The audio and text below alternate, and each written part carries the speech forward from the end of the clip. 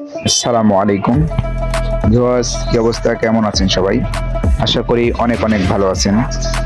তো প্রতিদিনের মতো আপনাদের মাঝে আরেকটি নতুন ভিডিও নিয়ে হাজির হলাম।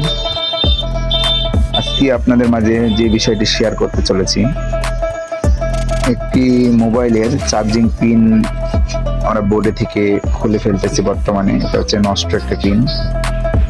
তো এটা অনেক আগের মোবাইল, আর মোবাইল মেন কথা যদি পানি ঢোকে তাহলে পিন গোনা খুলতে অনেক কঠিন হয়ে পড়ে। তো অনেক ভাবছি, ট্রাই করে অনেকক্ষণ ধরে হিট দিয়ে বোর্ড থেকে আমরা পিনটি খুলতে সক্ষম হলাম।